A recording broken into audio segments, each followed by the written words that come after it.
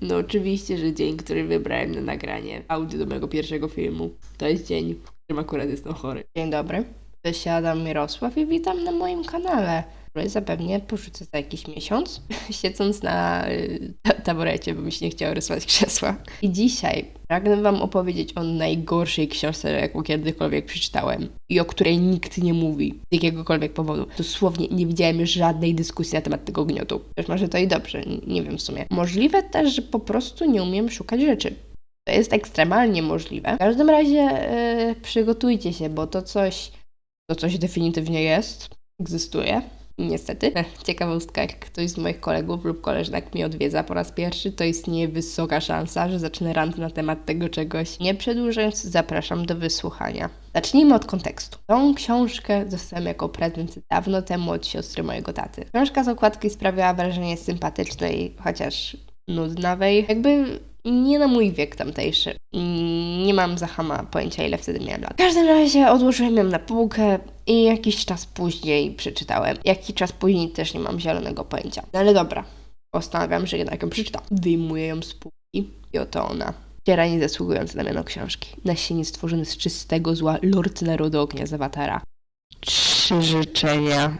Zaczyna się niewinnie. Główną bohaterką jest Natalia, młoda kobieta ze Skolezą, która zamieszkuje na jakiś czas w dworze należącym do Jadwigi, bo chce zaznać ciszy i spokoju. Ale zwie się Damian z Alusią. Alusia to dużo młodsza siostra Damiana. Na tyle młodsza, że na początku Natalia uznaje ją za jego córkę. Zaś Damian to młody mężczyzna, trochę starszy od Natalii, który nie ma części lewej ręki. Generalnie Damian raczej nie przypada z Natalią od pierwszych momentów jej znajomości. I wiecie, na początku sądziłem, że to będzie urocza historia miłosna dwóch ludzi z niepełnosprawnościami, którzy pomimo początkowych zrygryzów między sobą pomogą sobie nawzajem pokochać swoje kompleksy. To był mój pierwszy błąd. Widzicie, to coś.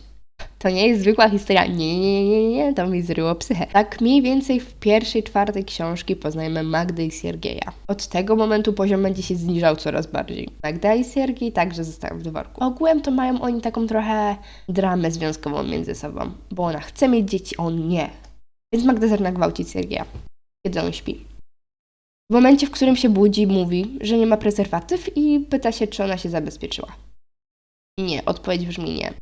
Zaczynałem się kłócić i Magda krzyczy, że on przecież ją też gwałcił wielokrotnie, więc to w porządku. Kobieta potem odjeżdża samochodem.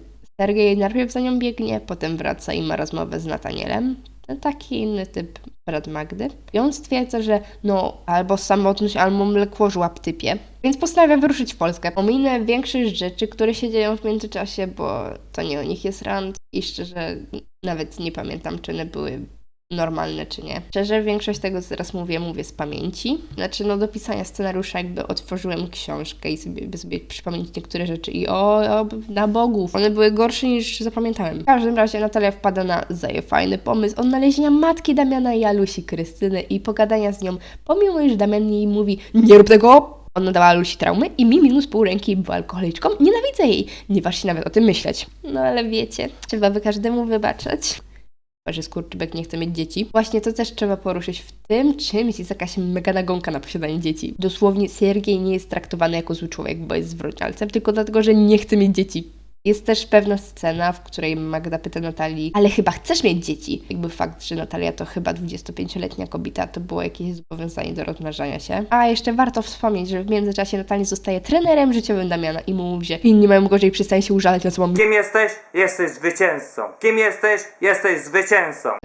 Wracając. Siergiej wraca po jakichś 3 miesiącach, a Magda w międzyczasie chyba pozna jakiegoś innego faceta. Nie pamiętam szczerze. Ona mówi coś w stylu, że chyba, że poznała innego typa, ale równie dobrze mogła kłamać. Nie pamiętam. Nie przeczytam tego czegoś znowu. W każdym razie Nataniel, przypominam, który jest bratem Magdy, wpada na pomysł i nakłania Siergieja do gwałtu Magdy. I aby nie było, że hiperbolizuję, oto dosłowny fragment, o którym mówię.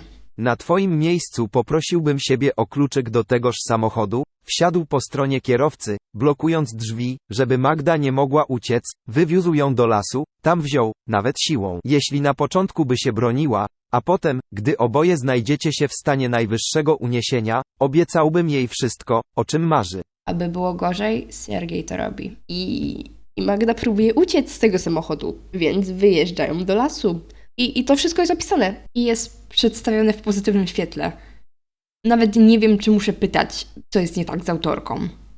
Historia kończy się Wigilią, na której ciężarna Magda zajmie Sergiejowi pewnemu, że będzie mieć synów, że będą mieć 3 córki, po czym boi się, że ten wybuchnie, ale się tylko śmieje.